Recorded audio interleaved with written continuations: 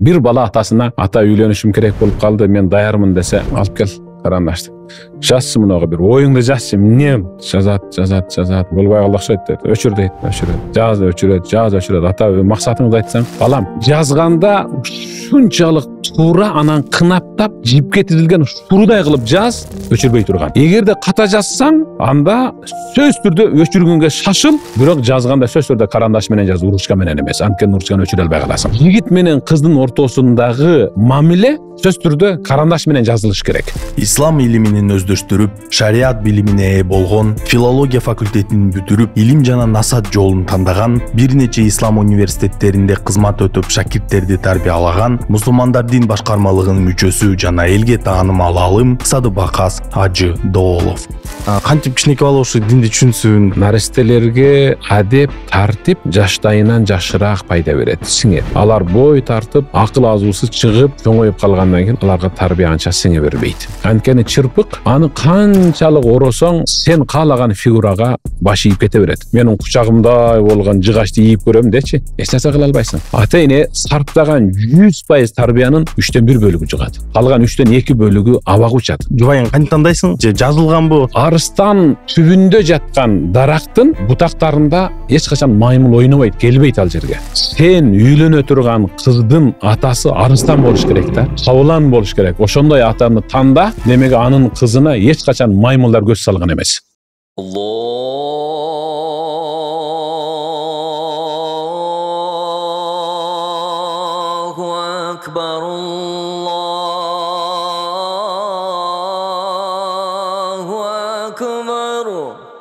Assalamu alaikum биздин урматтуу катталуучуларыбыз. Биздин жаңы чыгарылышыбызга кош келдиңиздер. Карман орозоңор кабыл болсун, дуаларыңыздар кабыл болсун. Бизде бүгүн конокто Садыбакас устаз, бирок устаз дебей бүгүн Айшата дейин. Кыска окуялар бар. Садыбакас Айшатам биздин көчөнүн аркы бетинде жашачы, баласы бар болчу. Менен 2 жаш күчү. Экөөбүз дайыма кичинекейибизде топ терип, жаман көп ойноп жүрчүк. Ошондуктан бүгүн аябай көп суроолорум бар сизге. Кош келдиңиз. Рахмат, Аллахым разы болсун. Кандайсыз, амансыз, жакшысыз? Сизин менен Аллага шүгүр. Кичинекейиңизден бери көрүлөкмүн, көп убакыт өтүп кетти. Өзгөрбөпсүз сиз. Билбейм, мен. Бирок биз чоңоюп кетпиз, Сиздин көзүңүзчө. Силер өзгөрүпсүңөр. Биринчи суроодан баштагым келип атат. Кичине кезинде мен өзүм үй бүлөм мындай исламга жакын болбогондуктан, биз бир башкача үй бүлөдө өскөм менчи. Анан Абдулмуксимен сүрүшкөн ал такыр башка үй бүлөдөн башкача бала. Экөөбүз мындай түшүнбөстүктөр көп болчу да. Анан балдар менен дайым бул башкача, бунун үй бүлөсү башкача деп сүйлөшүп калдык го кичинекей балдар. Анан бир учурда сизге үйгө конок барып калгам. Конок барып калып турсам, биринчи чочуткан нерсе, ал убакта чочуп кеткемде, Куран окуп турганда, кечке 24 Куран окуп, мен бул эмне деп түшүнчү эмесмин да. Кирип, анан чыккандан кийин мындай коланы ичсе болбойт, тигин ичсе болбойт деп эле дайыма Абдулмуксиге бир нерсе айтып барам, биз ойлоп чыкты. Ушулар башкача болот, ислам үй бүлөлөр мындай аябай строгий, окушпойт деп. Эмнени айткым келип атат? Исламды түшүнбөгөн адамдар үчүн ислам үй бүлөлөрү мындай башкача көрүнөт да, коркунучтуу көрүнөт. Ошол түшүнбөгөндөргө балким түшүндүрмө берсеңиз, исламда үй бүлө кандай ролду ойнойт? Ислам менен жашаган үй бүлө үчүн ислам менен жашабаган үй бүлөдө датсан сен айткандай аябай бөкөчө көрүнөт. Булар жей берет, булар иче берет, булар баса берет, булар сүйлөй берет, баргандай көрүнөт. Аябай башкача көрүнөт. Мына бир коркунучтуу мультфильм эле көрүнөт да. Анан эми үй бүлөлүк тарбия таптакыр башка чөйрөдө тарбияланган бала үчүн ислам менен тарбияланган бала менен достошуу же болсо анын үй бүлөсү менен катташуу таптакыр башка алам да. Такыр башка алам. Мен баламды эле көргүм келип калды. Ата классташтарым менен ошол эмеге бир досубуздун туулган күнү болуп атат. Анан мен сразу кайрылып чыктым да, эмне жийинде болуп атасың келесиң? Кантип барасың сен туулган күнгө? Жок, ата, ал жерде балдар эле отурат экенбиз. Өзү отурат экен. Ал жерде чегип, жана мындай жинди болбойбу десем, жок деди. Анан макул барып кел деп. Барып келди. Көпкө чейин күттүк биз, күндүз эле. Ошол ишемби күндөр болсо керек, күттүк. Келди, бир 2 сааттан келди окшойт.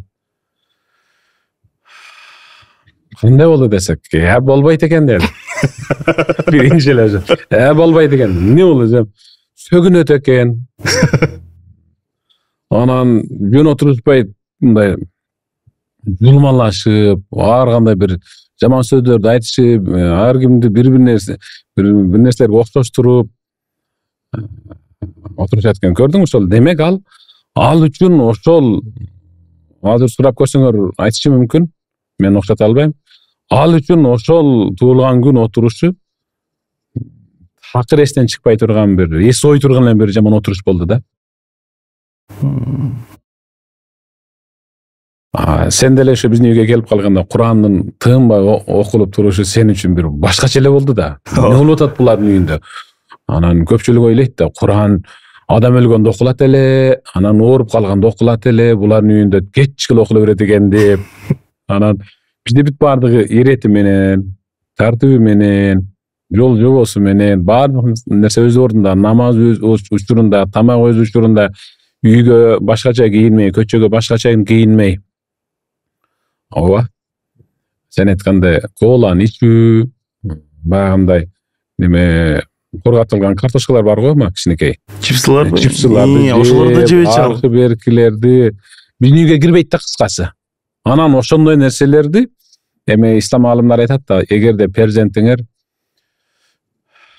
чөйрө кызыгып аткан, чөйрө жеп аткан, чөйрөнүн балдары кызыгып жеп аткан нерсенин адалын табып кандырып тойгозуп койбосоңор, ал чоңойгондо ошол калган бош вакуумду башка нерсе менен толтурганга аракет кылып калат. Башка арам менен болсо толтурганга аракет кылат. Деп анан ошол чипсылардын адалдарын издей баштадык да. Кой, бул жакшы көрөт. Демек издеш керек деп. Бардык нерсенин азыр жолу бар да. Адалы бар. Адал деген жазуусу менен бар. Анан Абдулмуксит чипстин адалын таптык деп калды да. Жакшы, адалын тапсаң голдон алабыз деп. Ушундай бизде. Убакыт болчу, ошондон биз футбол ойноп жүрчүк да көчөдө кадимкидей. Намаздын убактысы болгондо эле намаз окуйм деп айтчу эмес бизгечи. Житер аз атым чакырып 5 мүнөттө эле чыккан. Кирип эле намазын окуп чыга калып, биз үчүн да кызык болчу. Бир күндө 5 жолу эле уламсам бир жака каяка эле кетип калат деп. Анан мен көбүнчө ата-энелер менен сөйлөшүп калганда коркут экен да, балдарын медресеге да окутуп, ислам дининде окутуп. Анан бир жолу сурагам, неге коркутасыз десем, кой ал жакта бир нерсе кылып башын бурмалап коет, анан келгенде бизди жаман көрүп калат, анан ошолорго не деп айтса болот? Балам, ошо медреседе тарбияланган бала, ислам балык менен тарбияланган бала кандай болот? Сиз ата катары кантип айтып кете аласыз балдарыңыз жөнүндө? Мен балам менен дайым чогуу жүргөн, биз жашаган көчөнүн ылдыйына бир досу бар эле, Нуркелдиби, айтор ушундай. Жакында жолуксам ак топуну кийип, жолдун чети менен басып келе жатат. Үйдөн чыга калдым да. Ассаламу алейкум Айшта деп калды. Алейкум ассалам. Мен тааныбадыңыз, мен Абдулмукситтин досу болом. Мектепте окуп жүргөн учурунда тааны такыр түшүнчү эмеспиз да. Такыр түшүнчү алыш эмеспиз. Мен азыр ошол Абдулмуксит менен жүргөндөгү, өткөргөндөгү күндөр үчүн өкүнүп, намаз каттап калбадымбы азыр деп калды да. Пайгамбарыбыз айтканда, ата-эне өзүнүн перзентине берген эң мыкты таалим тарбиясындай кымбат баа белекти эч качан эч жерден сатып алып бере албайт деген. Ата-эненин өзүнүн перзентине берген эң мыкты кымбат белеги ал өзүнүн берген таалим тарбиясы. Жүрүм түрүмүн оңдоо, адеп аклагын, мамилесин, сүйлөөсүн, жада калса отуруп туруусун. Кейде мисалы бирөөнүн үйүнө барсаң, учурашкыла. Учурашпайсыңбы? Деп ата-энеси айтса, анан кийин кээ биркилер сол колун берип калат да, кээ бирки балдарчы. Ыңгайсызданып анан деп анан менен да оң колу менен мындай жакшынан ыңгайлуу кылып учурашпайсың. Жада калса бир ата-эне бар, өзүнүн уулу менен кызына коноктор келгенде ордуңардан туруп, келиңиздер деп койгонго жарагыла. Колуңарды бооруңарга алып, сый көрсөтүп, үйдүн эс экениңерди көрсөтүп, анын биздин үйдө өтө сыйлуу конок экенин мындай көзүнө көрсөтүп, оң колуңар менен учурашып дегенди айта албайт да. Айта албайт ал. Анан ушуну айта албаган ата-эне медресеге кантип берсин? медресеге өзүнүн перзентин бериш үчүн ата эненин медресе жөнүндө маалыматы болуш керек эң алгач. Азыр мисалы баласын күрөш залга берет да. Дароо ошол көчөдөгү күрөшүп жүргөн баланы чакырат. Бери келчи. Нормально сен күрөшкөн жер. Жакшы. Не деген жер ушундай эле. Канча төлөйт? Тренер ким? Ошол күрөш залын сүрүштүргөнчөлүк дагы медресени сүрүштүрүп кызыкпайт да. 500 байке. 2 айда. Жок, иним болбой калат 500гө. Чынында болбой калат. 950 болор баасы. Иним бул машина базарда 1,5 миллион болуп турат. Суммасын 2 айда. Жок, болбой калат экен. 950 алып кел. Жок, иним болбой калат. 950 болушу. Наличка алып кел. Канча чейин болсу буякта? Ушул жерде болом. Ушул жерде эле кетпей турбайсызбы? Мен чалып алайынчы азыр. Мейлин, чалып. Алло, ассаламу алейкум. Кандай брат? Срочно мага 500 миңди берип турбайсың, брат? Кайтарып берем. Жок, берем мен сага. Качан бербей койдуң дем? Ушундайбы? Давай анда. Давай, өзүм таап алам. Ассаламу алейкум тууганым. Акча керек болуп эле. Машина калайбы? Машина. Менде сонун сунушум бар да. Эми Исламик бар го? Эми Исламикте 1 миллион сомго чейин финансылык каржылап алса болот экен. Аларамбы? Жок, ким айтты? Эми ошо Эми Исламикте баардык шарттар шариатка дал келет. Чындабы? Бас көрсөтпөйм андан көрө, эмне айтып берип атам бас. Кеттик. Анан эң негизгиси буларда башкы төлөмү 0% экен. Анан 48 сааттын ичинде жок эле. Бат. Чын элеби? Ооба.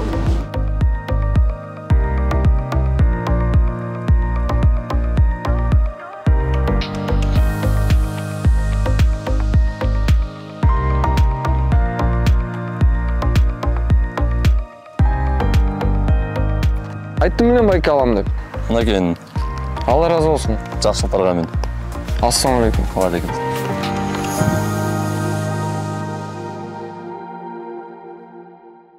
Баланы тарбиялаганда ошол альтернатива издеп калдык, деги эле ошо бош вакуум болбосун депчи. Биз көргөн аябай дисциплина жагынан да аябай оор го. Баланы дисциплинага көндүрүш деген бул азыркы дүйнөдө эң оор нерсе да. Туулган күн, көнчүлөргө, мисалы айтсак, туулган күн деген нерсе болбойт десе, бейтаныш азыр эле бир көрүүчүлөр 1-2-3 ой деп тура калдыш керек, туулган күн жок дегенде.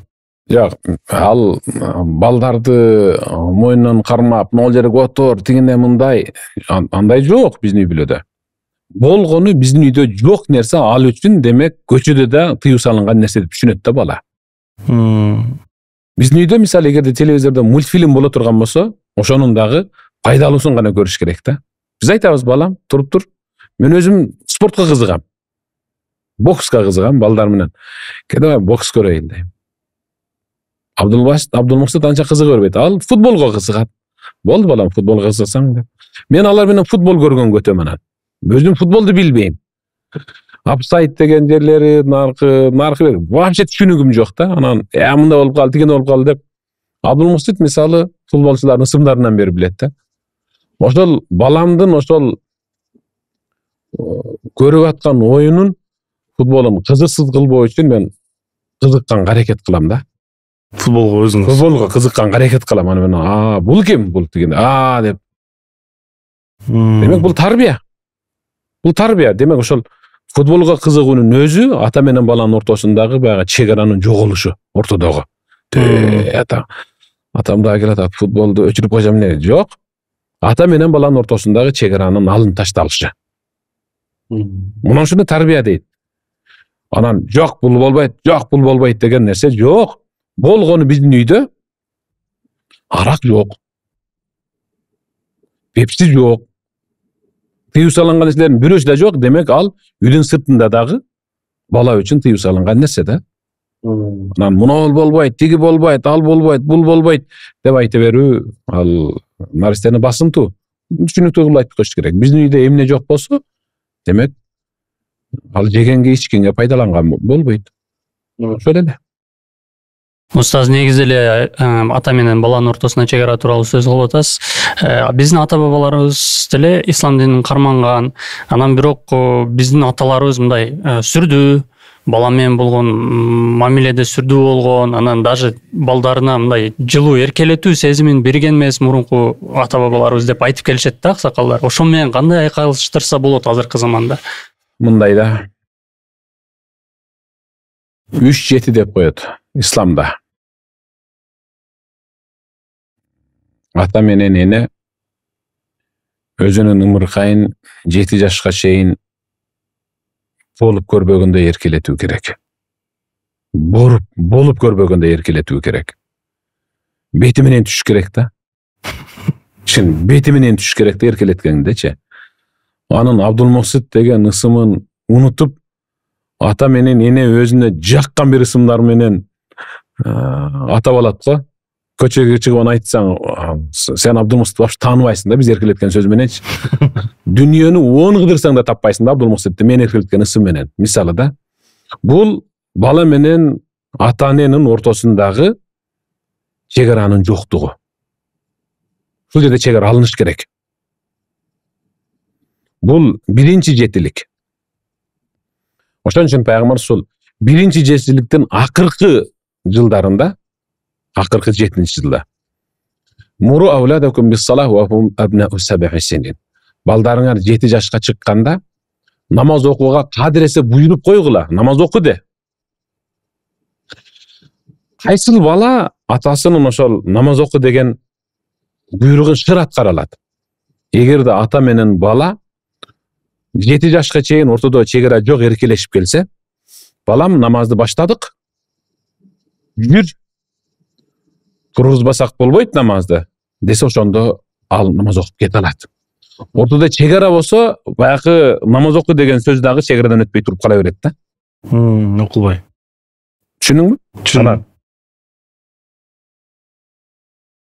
Эми экинчи жетилик өтөбүз. Экинчи жетилик ал кошкондо 14 болот.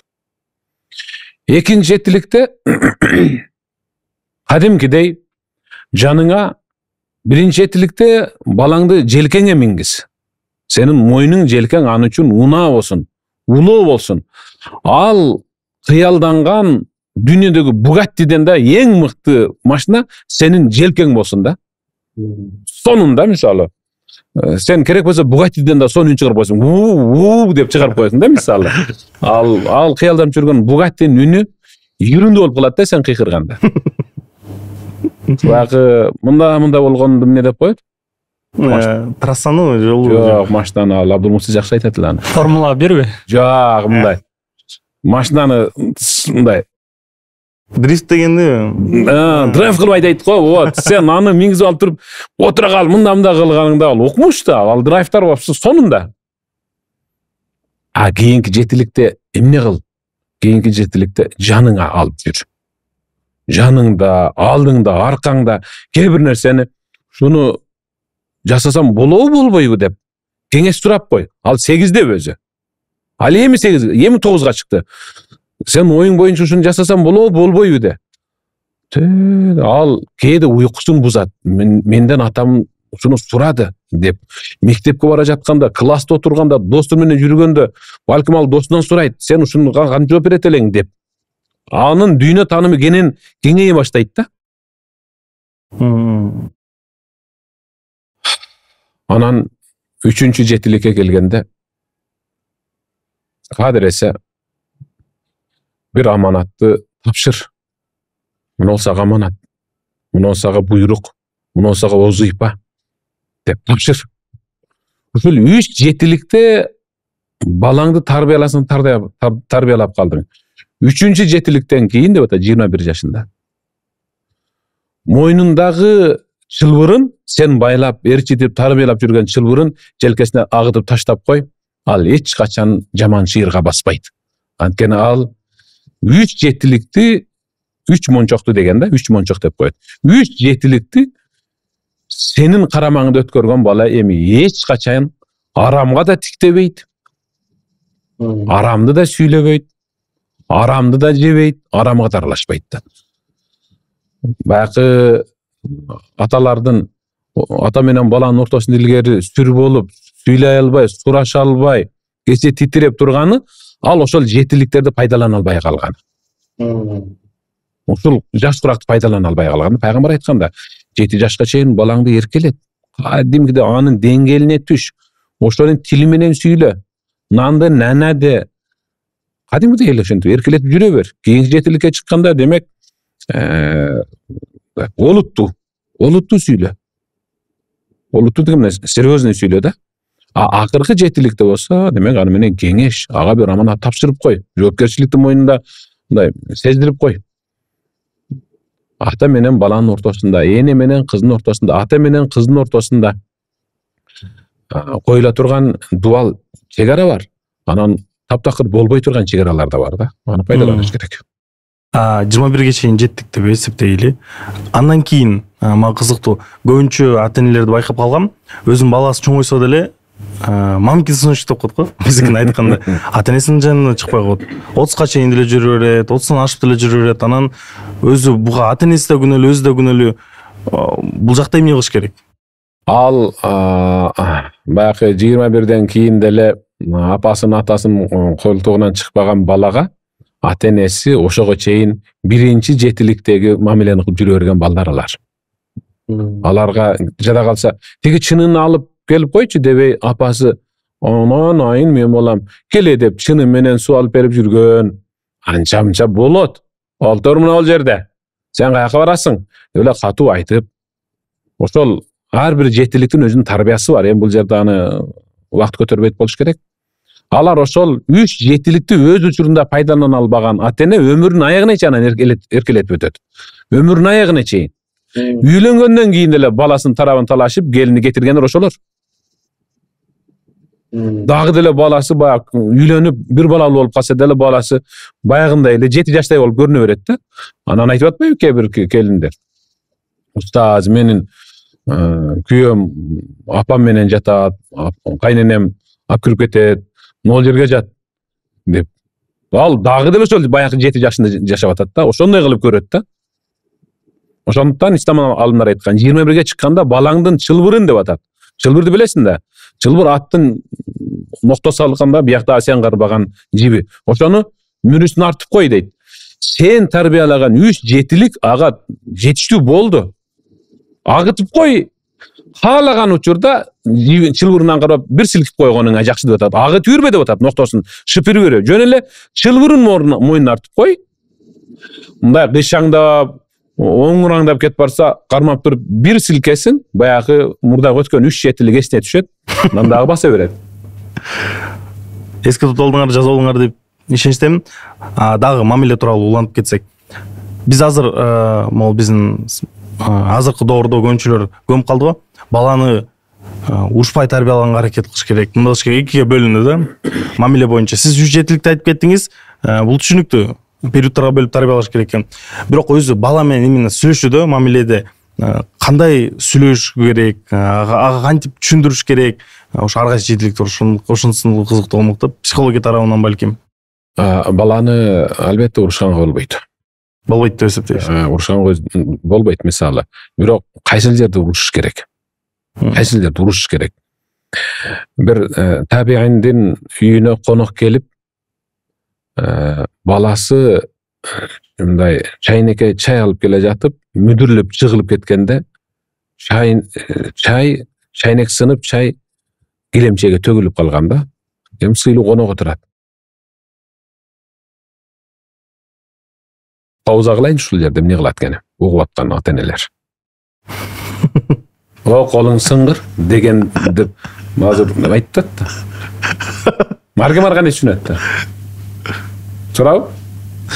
Жегерки балдар өзүнүн ата энеси эмне деп айтканын эстеп кетти. Азыр ар ким менин атам ошондо желкеге бир чапкан эсинде, ой, ал эмдик чачышат деп жүргөндүр атам, балким, туурабы?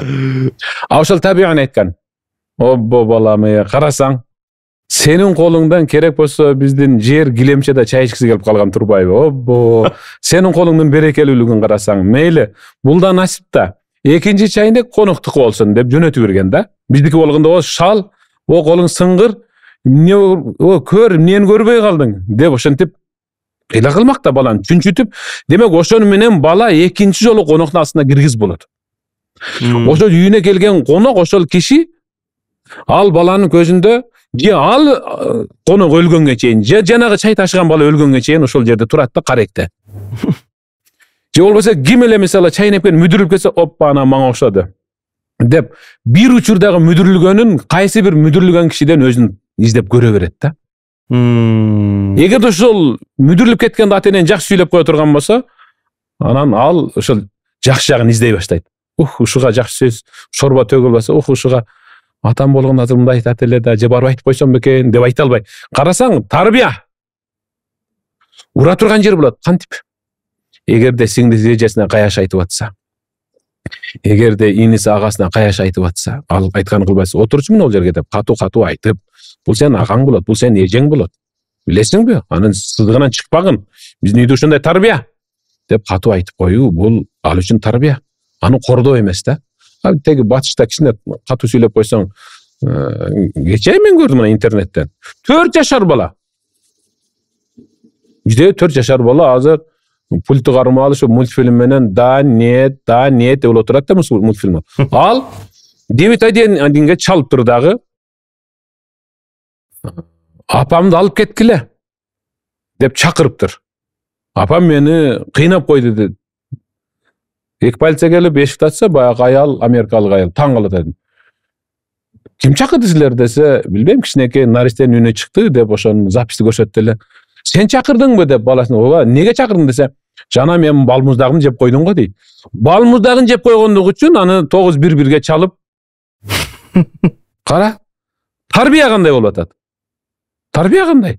Биз болсо баланын шоколадын анча-мынча ата энелер сурабай эле жеп коет да, мисалы. Сурабай эле жеп коет. 9-1 эмес, сен өзүңө чала албай мисалы тип көзүнүн кыры менен тиктеп. Ата мына ол жерде балмуздак шоколад бар эле го деп секен өтүп кетет нары жака. Айта албайт ал. Ал сен үйүндө тарбиядан да. Сизди кантип тарбиялады эле? Өзүңүздүн көз ирмеңдигиңиз барбы? Ооба. Мен атам менен апамдын алдында мындай тике карап сүйлөбөгөн баламын да. Атам менен апам бир камчы колдонгон эмес да. Камчы колдонгон эмес, бир шапалак колдонгон эмес да. Жөн гана балам, бизди уят кылба. Мен эсимден чыкпаган эмдигичек уя алам да, эми азыр ошону айтайын. 4-классмын. Балдар менен ойноп, тип келе жатсам, атам там башта. Сарайдын үстүндө багылган кочкорубузга бир колу менен чөп, экинчи колунда жады менен майда кылып чөп кыркат элек да, агам экөөбүз. Ошондон атам өзү кыркып атып, кырт деп анан мен мынтип карап койду, күлүп койду, кирип кеттим. Анан бираздан кийин эле чыктым. Кел балам, кел деп. Чык бери деп чыгды. Мен мынаны коюп берейин, сен кыркы деп анан ушинтип кыркып атып, балам, ата менен апа ушундай бир иш кылып атканда, ассаламу алейкум, жардам берейинби? Мен күчүм жетеби деп келсең, мен сенин күчүң жете турган кылып, мындай кылып, азаздан салып берем, азаздан салып үйрөткөн да. Ошондо ошо жадын мынтип кыркып атып, бетим ушундай кызарган, азыр деле ошо кызарганды өзүм көргөндөй болом да. Бул 4-классында. Экинчи мындай кылбай жүргөн балам, түшүндүңбү? Ал мезгилде намаз окуйбуз, Куран жаттайбыз. Бизди кичинебизден 6 жашыбыздан жаттаткан ата энебиз. Эч эсимден чыкпайт ошол. Ошон үчүн биздин үйдө дагы ошол Абдулмуксит мисалы эжелеринин ишин кылып деле дасторконду жайып, идиштерди жууп коюп, тамак жеп бүткөндөн кийин эжелерине жардамдашып тамак ушундай да. Бул үйдөгү тарбия. Ал эртең өзүнүн жашоосуна керек болот. Ал өзүнүн эртеңки жашоосун улантып кетүүгө, оңдоп кетүүгө, толуктап кетүүгө, бүтүндөп кетүүгө, туруктуу кылып кетүүгө үйдөгү тарбия. Демек азыр биз ошо сүйлөшүүбүздө салыштырма келип атпайбызбы? Исламдык үй бүлөдө деги деле сиздин оюңуз боюнча могул коркуу сезими светтик үй бүлөлөрдө эмнеден жаралат? Балким бул пропаганда жүрүп атабы же бул телевизордон көрүп атабы? Кантип ойлойсуз сиздин оюңуз? Эми сиз канча деген илимий? Жок, ал коркуу сезим биринчи тарбиянын жоктугунан. Биринчи үйдөгү тарбиянын жоктугунан. Кантип билесиңби? Үйдө балага ата эне мындай бир бөгөт коюп, чек койгон эмес да. Балам, мына нерсе болбойт, тиги нерсе болбойт деген эмес. Ал шорточан атасы менен апасы кыска кийинип алып отурат. Апасынын санын баласы көрүп отурат да. Апасына көкүрөгүн жарымына чейин киет, баласы болуп чогуу чай ичип отура берет да. Анан демек, значит, можно да. Не можно дейт бала. Анан бала эшикке чыгат, жаман кыздар менен жүрөт.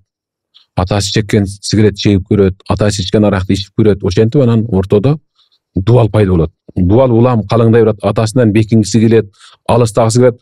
Балада коркуу сезим ушудан пайда болот. Эгер билип калса, атам эмне кылат? Кара, тарбиянын жоктугунан ушуга барды да. Эгер тарбия болгондо, ал алдын ала. Мисалы мен силерге бир нерсени айтып берейин. Ата-эне бирөөсү акылман, бирөөсү даанышман болуш керек. Эне акылман болуш керек. Ар дайым эне үйдө акылман болуш керек. Ата даанышман болуш керек. Ата сага деле бөдөм кылып атат, бул эмне сүйлөп атат деп сен. Жок, мага кызыктуу болуп атат. Акылман ким, даанышман ким? Акылман мындай бир төгөрөк сызык, чоң төгөрөк сызык. Ортосуна бир кара точка коюп кой. Так? Ал ошол бузук иш ортодо кара точка. Ал эми мына чоң төгөрөк чөйрө. Адамдардын жашоосу, үйү, үй бүлөсү, мектеби. А ортодогу чоң кичинекей булган сыя ал бузук иш, арак, адам өлтүрүү, уурлук, наркотик, наркы берки. Эне перзенти менен уулу менен кызын ошол жерден сууруп чыгып кете алса, ошол эне акылман. Эгер эне ошол жерден уулу менен кызын сууруп, экинчи ошол жака жакындатпай койсо, ошол жактан сууруп үйүнө алып келе алса, демек ал акылман. Макул болуптур. Эне аны сууруп чыкты. Атачы анын ролчу десе, ата ушундай инсан, анын даанышмандуулугу эненин акылмандуулугунан өйдө турат. Анткени ата уулу менен кызын ошол ортоңку точкага жеткирбей жашайт. Ошон үчүн даанышман. Түшүндүңбү? Ортоңку точкага жеткирбей жашайт. Бере кел. Кече досуң тиякта жүрүптүр, сен жок белең деген сөзүн өзү эки насында бир түшүрүп алгандан жакшыраак да. Болду, бүттү. Бала, атаң. Тиги Эшмат досум сору курган атама көрүнүп калыптыр. Экинчи ошол жакта көрүнбөйүн деген ой менен ал экинчи ошол ишке барбайт да. Бул атанын даанышмандуулугу. Түшүндүрө алдым? Түшүндүрө алдым. Менде окуя эске келип кетти. Абдулмусит балдар менен көчөдө сусадык футбол ойноп, аябай. Анан бир бала барып кол алып келди. Барыз эле ичип атасыз, ичпей турат. Ичер да, суу атасың го? Жок, мен үйгө эле суу ичип келем дейт. Айтам, жок, ичер, эчтеке болбойт го десем. Атам урушат дейт. Атаң көрбөйт да десемчи. Жок, атам көрбөйт, атам билет эмес, мен бизде болбойт деп турушун кетип калганда. А бизде логикалык ой жүгүртү кандай? Урушат. Көрбөсө болду. Бирок көрсө урушат деген менен. Азыр эч ким көрбөйт деп ошон үчүн мындай сөздөрдү коюп, ошон ичtikте ал кетип калчу дайыма. Ошону точно айтып берем. Ооба, ал перзенттин өзүнүн жашоосуна, жан дүйнөсүнө да, мына жүрөгүнө бир тарбияны киргизиш керек да. Табиандардын доорунда сахабалар айтат да, сахабалар. Биз пайгамбардын доорунда пайгамбар орозо тутуш керек деп айды көргөндөн айтса, дароо тутат элек дагы. 4 жашар кызыбызды, 5 жашар уулубузду дагы өзүгө кошуп сухурга тургузуп, орозо туруп, Рамазанда ниет кылдырат элек. Алар түшкө жакындап калганда уулум суусадым деп, кызым курсагым ачты деп ыйласа, келинчегим экөөбүз алдын ала камдап койгон кородогу төө менен уйга чуркап чыгып чап-чармаш эле жүндөрүн тутуп калчубуз, мындай тырмалап дейт. Келинчегим уйду тарак менен анын жүнүнөн төөнүн жүнүн аралаштырып, куурчак жасап, кызымды эркелетип, алаксытып, ифтарга жеткирсе, мен төөнүн жүнүн, уйдун жүнүн аралаштырып топ жасап, ошо менен ке бала мынтип ойнойбуз деп, ооз ачарга жеткирет элек дейт. Алаксытып. Эртеси дагы ошондой. Уулубуз менен кызыбыз кайсыл оюнчакка, кайсыл оюнга мындай куса болуп турса, ошону жасаганга аракет кылып, 3 күн, 4 күн, 5 күн орозо туруп тургандан кийин анан эми силер оозуңа таш жебергиле. Болду. Деп анын оозун ачтырып коет элек дейт. Десе, аны угуп турган табиин 5 күн орозо туруп турганыңар эмне, анан ооз ачтырганыңар эмне? Теге эле койбойсуңарбы десе, ай сен түшүнбөдүң. Угуптур. Мен жаза басып, тайгылып, Кудайдын буйругу менен акыретке сапар тартып кетсем, өлсөм, келинчегим экөөбүз кетсек, бизден тарбия көргөн уулубуз менен кызыбыз башка бирөөлөрдүн орозо туткула деген чакырыгына, үгүттөөсүнө муктаж эмес. Биз алардын орозо тутуудагы арыгын өзүбүз чаап койдук. Атабыз бизди ушинтип туттурчу эле деп, дээриндеги кичинесиндеги тарбиясы менен алар тутуп кете берет. Намазды да дал ушундай кылчу. Анан алар зекетин чыгарса, эч качан ата менен апа өз алып барып берчү эмес да. Наристесинин колуна берип, деген көрдүм, ошону берип кел деп. Баланы, кызды кичинесинен кайрымдуулук кылып, ала турган кол эмес, бере турган кол кылып тарбиялачу да. Ошон үчүн азыр балдарды менин көзүм көрбөсө дагы, анын жүрөгүндө бул арам, бул тыюу салынган, бул болбойт, бул ден соолукка зыян, бул шариятта тыюу салынган нерсе деген анын жан дүйнөсүнөн орун алыш керек. Жан дүйнөсүнөн орун алыш керек. Ошондо ал эртеңки жашоосун өзү мындай бакыттап кете алат. Суром бар. Көбүнчө азыр айтат го, баланы дин туткандан анын 18 жашын тандаш керек депчи. Ага чейин ушу жаш кезинен бери тарбиялоо бул анын укугун депселөө деп айтат да. Анан исламдык үй-бүлөлөр да кичине кезинен ушуну тарбиялайт деп атпайсызбы? Бул туура эмес деп эсептейт да көбүнчө адамдарчы. Кантип кичинекей бала ушу динди түшүнсүн деген сөздөр менен. Азыр Пайгамбарыбыз 7 жашка перзентиңер чыкканда сөз түрдө намаз окууга буйрук кылат эди да. Пайгамбардын ушул хадисин мындан бир 4 жыл мурда, жаңылышпасам 4 жыл мурда Россияда ОРТ каналында атайын акылдуулардын сынагы болуп, ошондо 5 жашар кыз 8 тилде сүйлөп берди. Аренага чыгып, сахнага чыгып, чоң зал, мисалы 7-8 миң адам турат. 8 тилде сүйлөп атат. 8 тилде. Демек, үйдө эне, ата кайсыга басым жасаса, перзент ошон менен тарбияланат. Сөз түрдө тарбияланат. Анан эми жаштайынан азыр исламий кылып тарбиялоо ал баланы басымтуу деген, демек ал үй бүлө кечикти. Кытай эмнени гана жасабай атат. Кытайдан азыр биз баягы чырпыктан жасалган себеттерди, ар кандай чакаларды, ар кандай формадагы, фигурадагы нерселерди алып атпайбыз, Шариятта жакшы бир сөз бар. Qad yanfa'u al-adabu al-atfala fi sagari wa laysa yanfa'uhum min ba'di kibar. Өзү наристелерге адеп, тартип жаштайынан жакшыраак пайда берет, сиңет. Алар бой тартып, акыл азуусу чыгып, чоңоюп калгандан кийин аларга тарбия анча сиңе бербейт. Эмнеге десе, иннал гусуна иза аддалтаха атадалат. Анткени чырпык аны канчалык оросоң, ошончолук оролуп, сен каалаган фигурага баш ийип кете берет. Чырпык мисалы, себет жасайсың, ар кандай нерсе жасайсың да. Вала ялину иза лайянтаху al-khashab. Менин кучагымдай болгон жыгачты ийип көрөм дечи. Мен мына кучагымдай болгон, өзү менин билегимдей болгон жыгачты ийип туруп, мында ушундай бир фигура жасап коям деп мында кылгын эле. Эч нерсе кыла албайсың. Демек, бала чоңойган сайын ага талим тарбия жуга бербейт. Жугат ата-эне сарптаган 100% тарбиянын 3/1 бөлүгү жугат. 100% аракетинин 3/1 бөлүгү гана жугат. Калган 3/2 бөлүгү абак учат. Шуну бир билдин. Ата-энелер угуп жатса макул дер. Наристелик мезгилде үйрөтүлгөн нерсе, ата-эне берген тарбиянын 100% сиңет. 100% перзентке сиңет. Ошон үчүн азыр 60-га, 70-ге, 80-ге чыгып калган аксакалдарды сурагыла бир күн подкастка чакырып.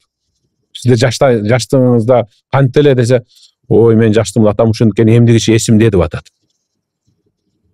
Карачы кандай сонун тарбия. Тарбия эсте калды демек. Албетте. Сиз айтып атпайсызбы, азыр деги эле Кыргызстанда үй бүлө тарбиялоо, жаш балдарды тарбиялоо экиге бөлүндү депчи. Мисалы үчүн батышчыл болуп өтө жумшак болуп кетүү, исламды жакшы түшүнбөгөндүктөн кээ биркилер өтө мындай копол, одоно тарбиялайт. Анан кээ бирки видеолор чыгып кеткенде түгүнү жазышат да, бизди таяктап эле, таяк жеп эле чоңойгонбуз, эчтеке болбодук биз депчи. Ошолорго кандай жооп айтсаңыз болот? Кагылайындар. Биз мектепте мугалимден таяк чечүүбүз да. Конкретно таяк чечүүбүз да. Кээ бир мугалимдер ушундай мерген болчу, снайпершик.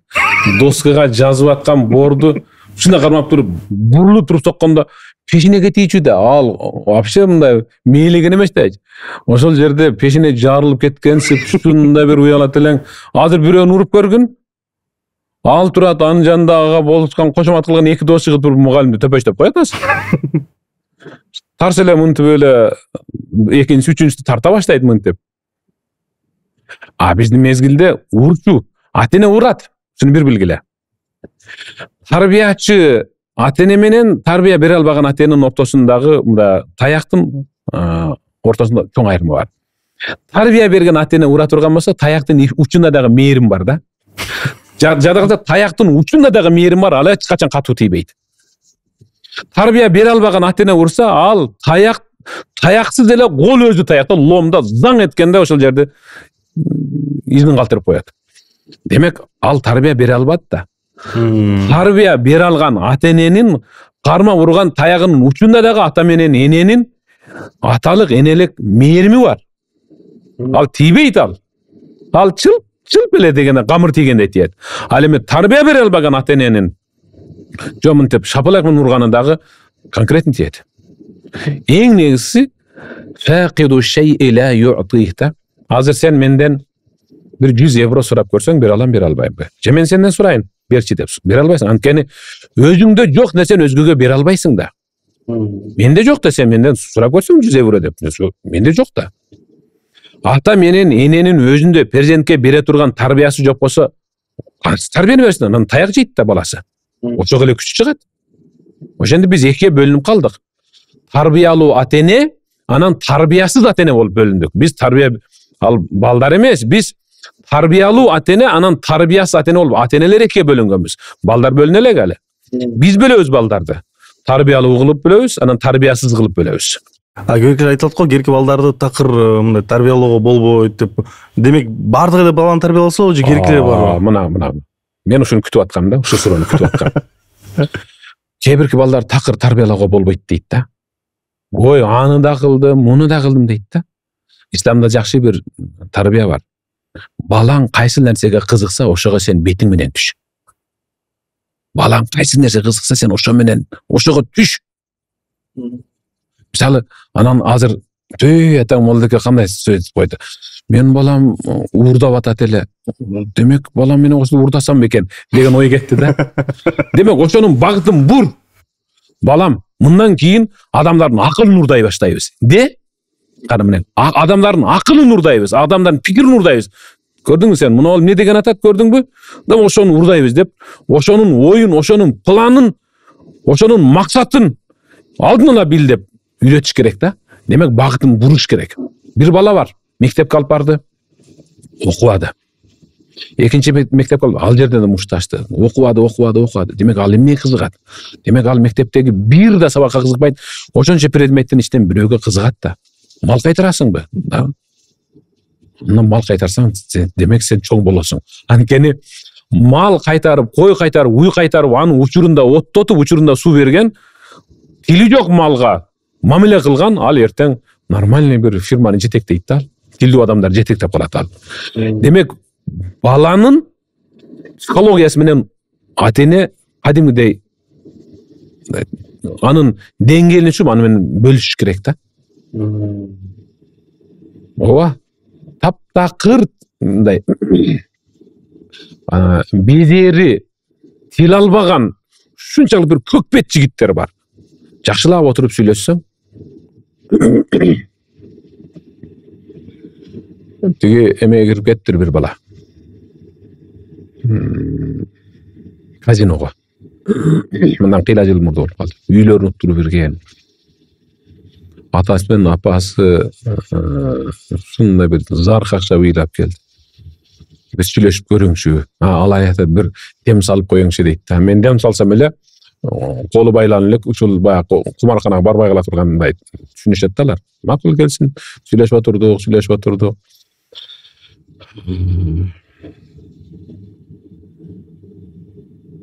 Эмне кызыгасың десем, сүйлөшүп отуруп, футболго дейт.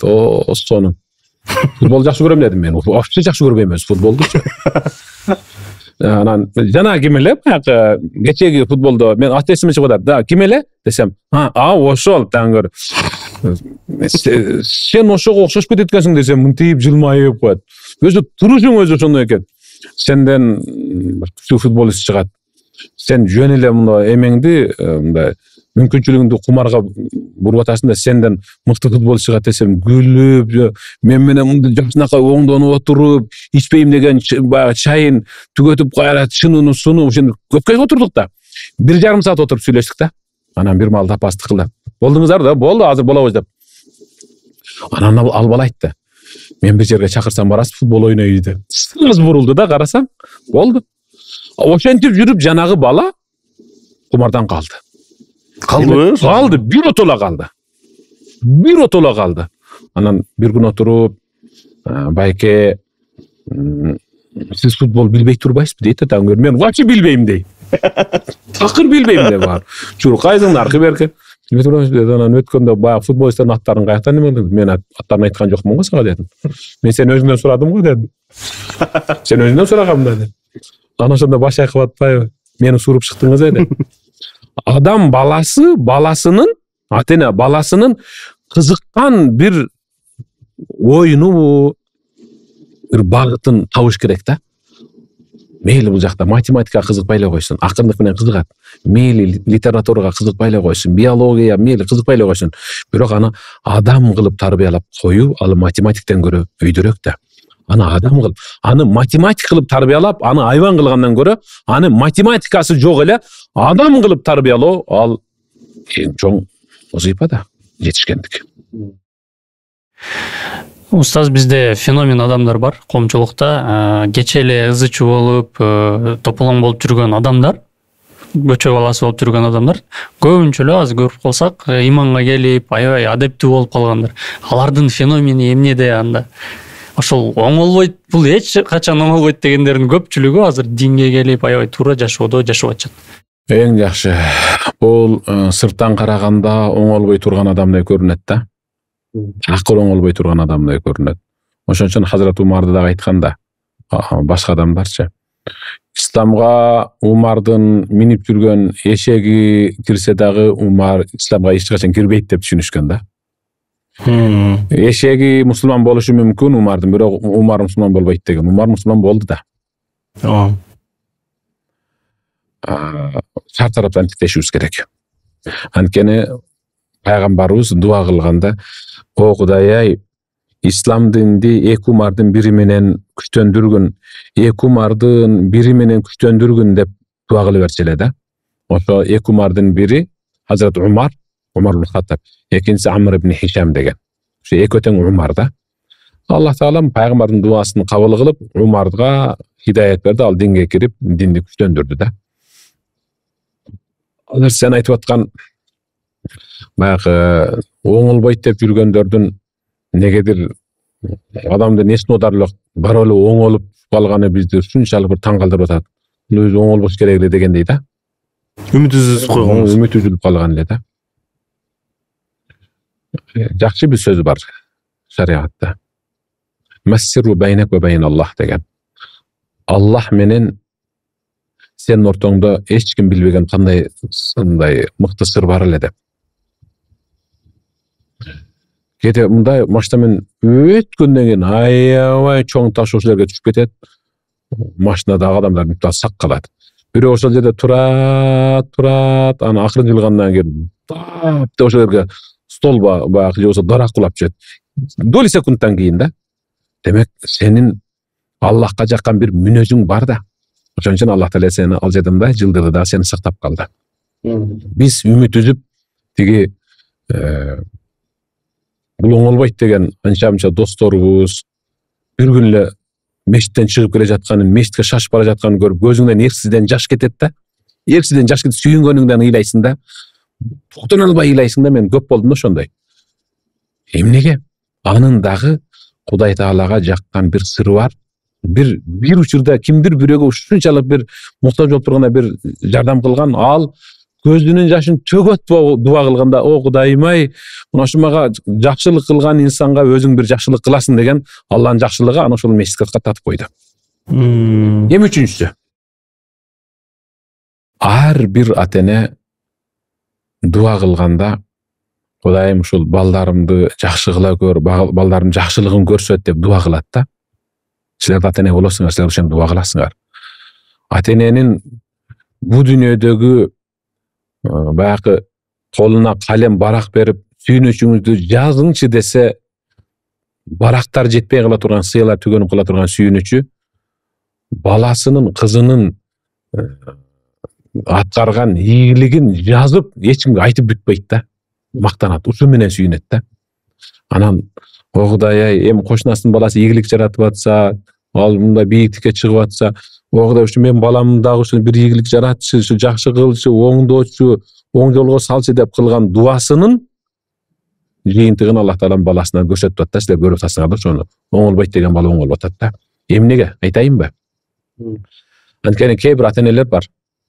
Атасы апасына, апасы атасына билгизбей экөө бир төшөктө жатып, бирок тескери жатып, таң аткыча көз жашы менен жастыгын суулап, Аллахым ушул балдарымдын алтысан аман кыл, ден соолугун чың кыл. Ийгилик бер, окуусуна, ишине, жашоосуна, ден соолугуна ийгилик береке бер деп таң аткыча көз жашын көлдөтүп, ыйлап кылгандагы дуасын Аллах Таалам перзентинен чыгарып атат да. Ошол жыйынтыкты көрүп атабыз да биз. Мен байкадым, сиз перзент деген ушунду азыр сурайын. Перзент деген бул баласын айтып атасыз да? Перзент деген бул жалпы уулу менен кызы. Жандам бери угат, мен в принципе подсознательно түшүндүм, бирок бир сурап коеюн деп атам да, балким мен. Перзент деген бул уул менен кыз. Общий. Ал эми уул деген эркек, кыз деген кыз бала. Жакшы. Деги деле ушул тарбиялоо жөнүндө көп нерсени түшүнбөдүкпү. Бирок азыр биздин көрүүчүлөр көбүнчө жаштар да. Аларга түшүндүрдүк кийин ата-эне болгону антеттерин, бирок алардын азыр оюнда башка ойлор да. Эми хотя бы үйлөнүп алайынчы, анан эми бул балдар жөнүндө ойлонойнчу деген. Ушул жөнүндө суроо бергим келет. Көбүнчөлөр сүйлөшө албай тапкан жүр, же мындай чечим кыла албай жүргөндөр бар. Ушул мен түгөйүм эмеспи деп. Деги деле жашоодо жубайың кантип тандайсың? Каяктан келет, же жазылганбы? Ошону да бир түшүндүрүп кетсек. Мындай да.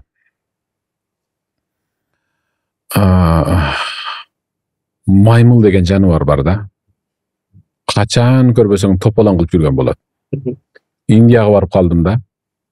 Анан багымдатка дарат алайын деп, даратканага кирип, ушу бисмилlah деп кранды ачып, ушуну кол жууганда ызы чүгүп кетти. Алардын дерезелеринде момундай болгон решетка болот экен, аябай майда.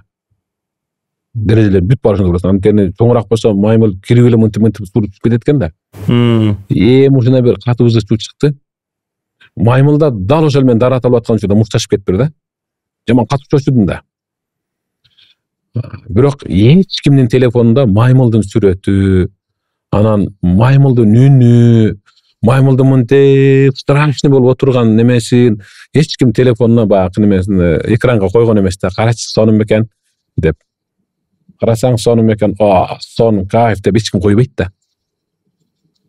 Туурабы? Анан серьезный болуш үчүн маймылдын эч качан образын жаратпайт да. Маймыл качан болбосун мындай артта калган, күлкүлүү, бир уяттуу, шермеделүү нерсе, ал туруп аркасын көрсөтүп коюп кетип кала берет ал жөнүндө ушундай. Туурабы? Мен эмне үчүн маймылдан баштадым сөзүмдү? Арыстан түбүндө жаткан дарактын үстүндө эч качан маймыл ойнобойт да. Шуну бир билген. Түшүндүрө алдымбы?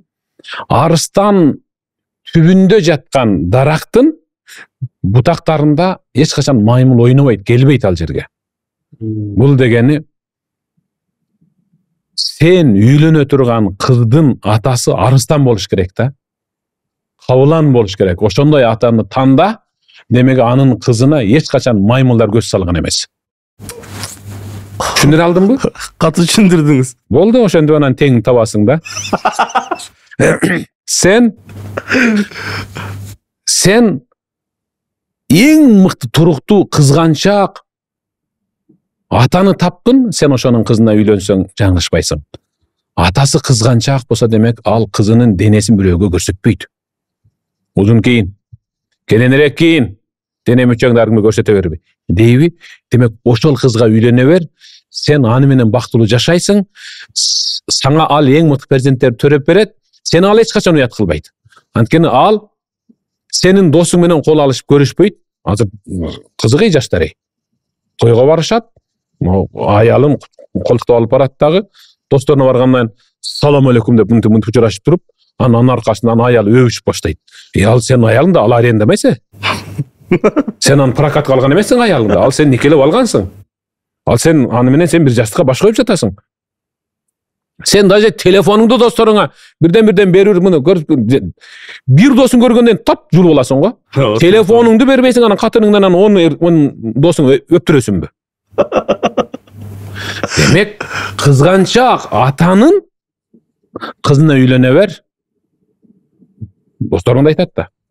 Мунун атасы жаман, жмот да жаман кызганат. Демек сен ошого үйлөн. Ошого үйлөн. Бул сон теманы баштап кеттиңиз.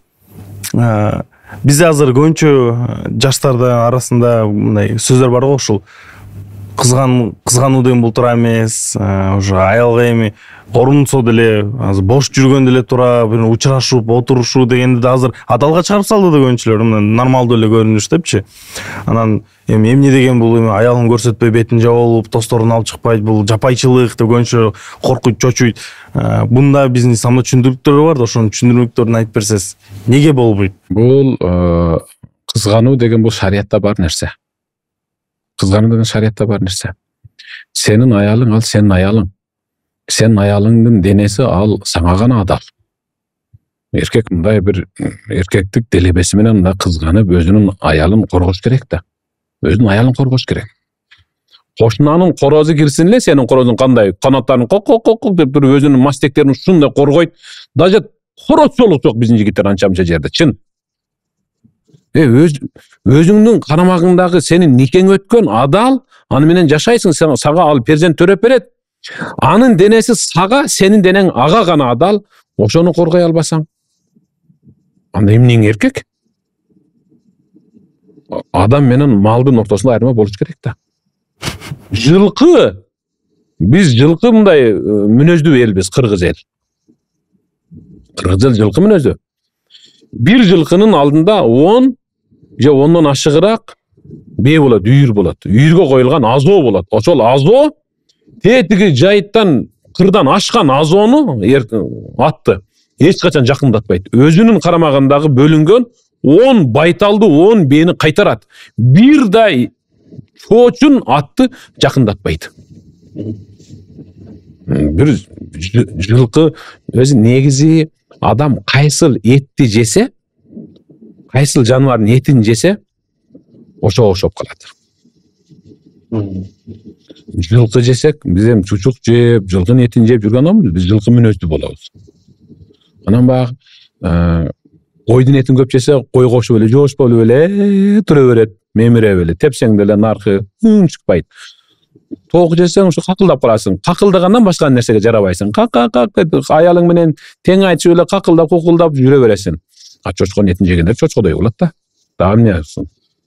Ошондой. Демек биз жылкы мүнөз инсанбыз. Жылкыдай болушубуз керек. Өзүбүздүн кармагыбызды коргошубуз керек. Апаңды корго, эжеңди корго, карындашыңды корго, жубайыңды, кызыңды корго. Ал сенин жубайың. Кызгануу сөзсүздө болуш керек. Кийинки темага өтсөк болот. Үчүнчү башка темалардын бири бул эки адамдын ортосунда үй бүлө. Статистиканы билебиз да. Ажырашуулар боюнча өтө татаал маселе болуп атат. Анткени ажырашуулар барган сайын көбөйүп баратат. Ислам негизинде үй бүлөлөрдө деле, светтик үй бүлөлөрдө деле бардыкта деги деле ажырашуу көбөйүп баратат. Азыркы жаштар айтылып атат, көбүнчө комментарийлерди укканда, азыркы жаштар чыдамсыздык болуп калды, биринчи чыдап айтат. Деги деле ушул үй бүлөлүк маселе келгенде мындай чыдамкайлык деген нерсе керек бекен? Жок. Биз мындай да врачтар өтө мыкты сабак берет да. Эгер ушул жаатка келсек, врачтарды мисалга алсак болот да. Бир кишинин бөйрөгүн операция кылыш үчүн урологияда аны текшерип, баары эле баштай бербейт да. Жанагы кардиологду алып келип, жүрөгүнүн согушун текшертет, кан басымды, давлениени көтөрүп текшерет, тишин текшерет, бүт баарын текшерип туруп, анан урологдор өзүнчө кеңешет да. Профессор отуруп анан бүт өзүнүн колундагы жумушчулар менен, кызматкерлер менен кандай кылабыз дейт. Ар ким ортого салгандан кийин анан бир бүтүм чыгарып, кол коюшуп анан баштайт операцияны. Бул ошол ооруну дарылоо. Анан жара мынабул жерде турса, кээ биркилер мынабул жактан эле баштап башкан эле нерсе дарылай берет да. Ал тескери таасирин тийгизип, жанагы жараны дагы чоңойтуп берип атат да.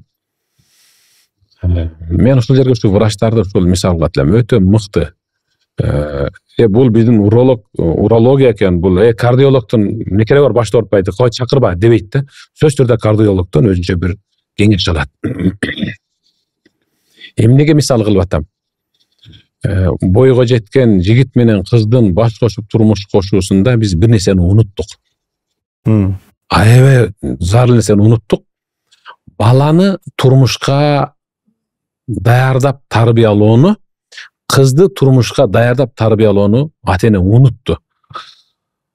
Экөө тең, кыздын да баланын да ата-энеси башка нерсе менен алек. Кыздын ата-энеси эмне менен алек?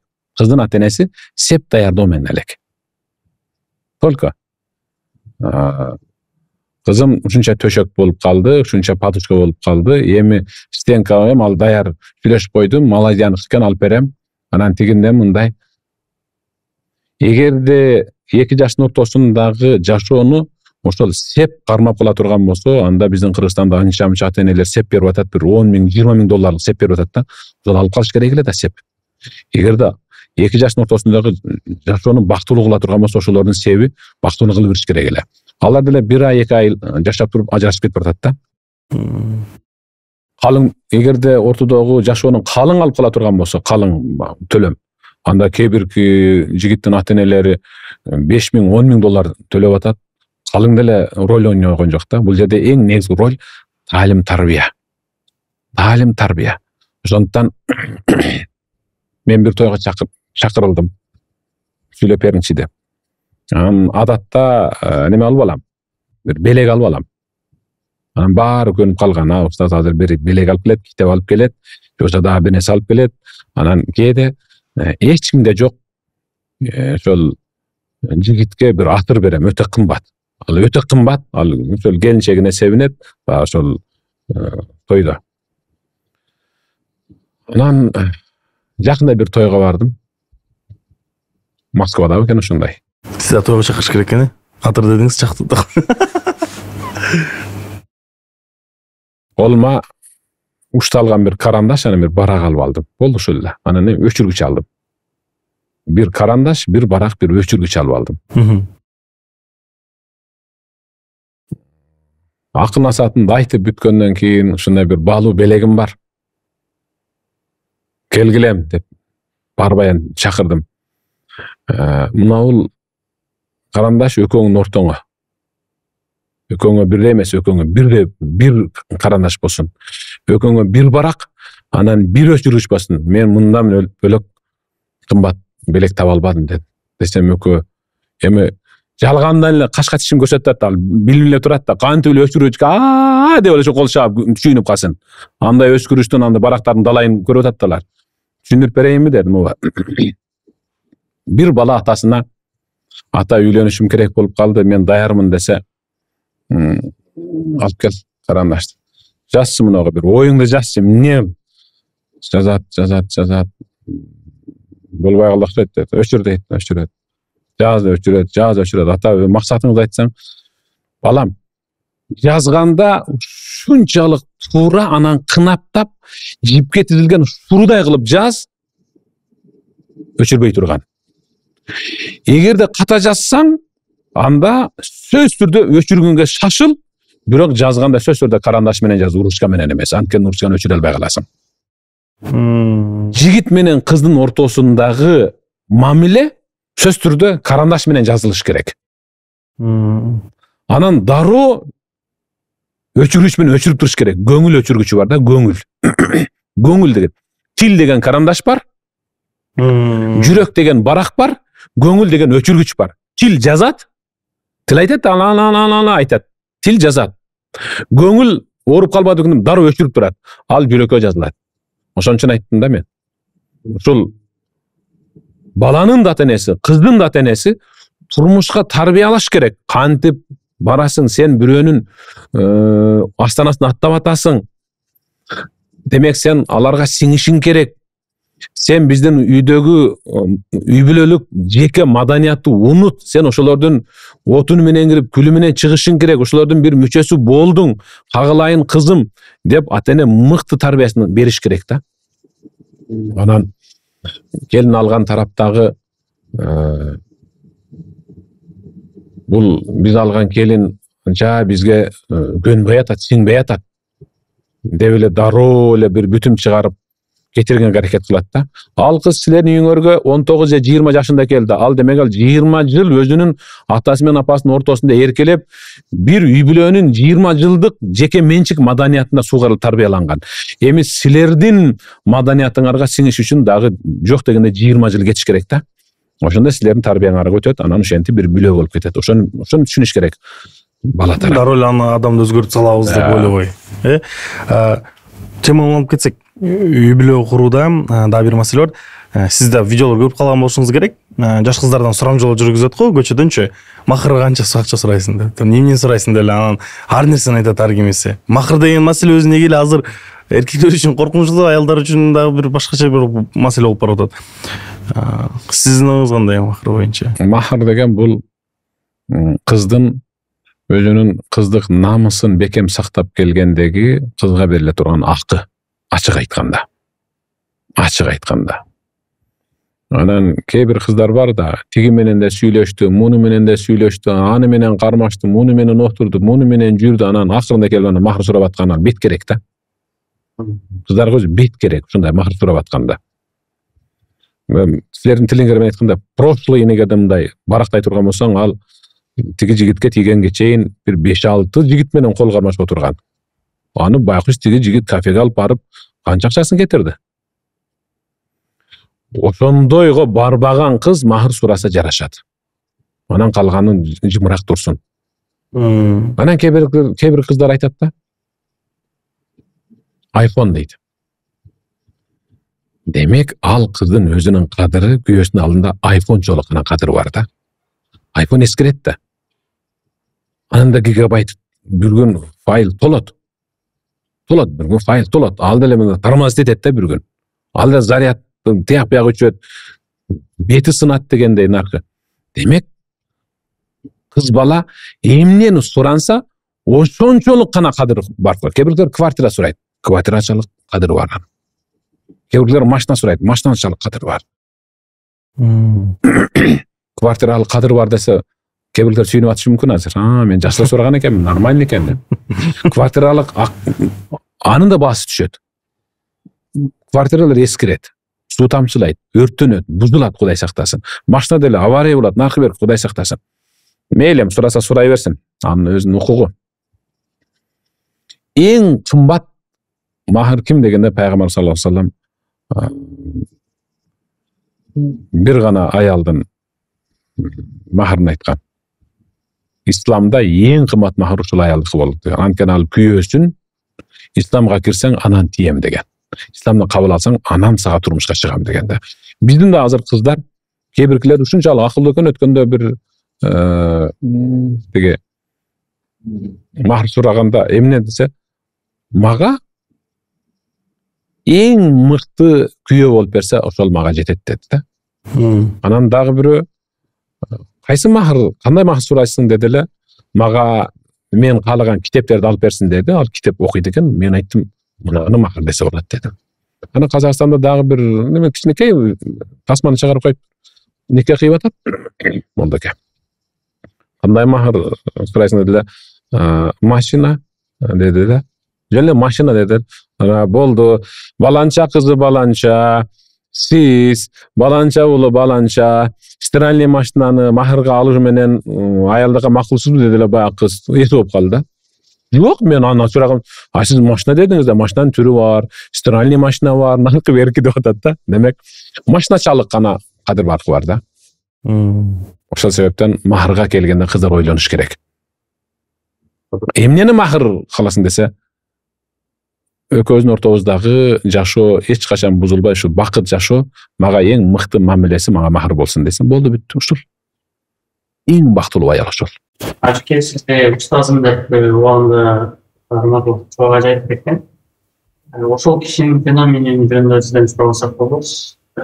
Ошол вакуумду атпайбызбы? Вакуумда чоңойгон балдарды ушунчалык бир адам ушундай көп таасирдүү болуп, бул болгондо эмне айырмачылыгы, эмне особенностьтери? Деди эле сизди көбүнчө адам устазым деп айткан. Мен 91-чи, 92-чи, 93-чи жылдары окуттум да. Ал учурда алар мектепти жаңы бүтүп келишкен. Ошондо бир 3 жыл окуттум. Көбүн окуттум мен ал ошол учурда.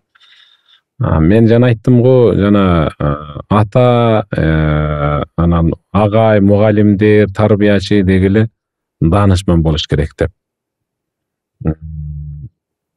Өзү негизи ата менен эне актер анан актриса болуш керек да, тарбиячы.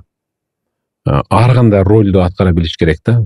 Перзентти баланы тарбиялаш үчүн бир учурда арстандын, кабыландын, пилдин, журафтын, түлкүнүн, ташбаканын, любой нерсенин образын жаратып баланы тарбиялап калыш керек да. Баланы чар тараптуу тарбиялаш керек да. Мисалы, түлкү дарыянын аркы өзүндө туруп, бер жакка өтүш үчүн жаткан төөдө төкө суу каерден келет экен деп түлкү сураса, төкө түкө тизеден келет суу, тизеден десе, түлкү салып берип агып кетип, ылдый барып өлөйүн деп суу жутуп алып, акырын чыгып төкө жиндисиң ғой, сен сууну тизеден дедиң го десе, ооба, ал менин тиземден. Ал өзүнүн тизесин эсепке алып айткан, түлкү өзүнүн тизесин эсепке алып салып берген. Мында ата менен эне эч качан баланы өзүнүн деңгээлине чыгарып тарбиялабаш керек да. Өзүнүн ошонун деңгээлине түшүп тарбиялаш керек баланы. Ошон үчүн баланын тили менен сүйлөсүн деп атпаймынбы?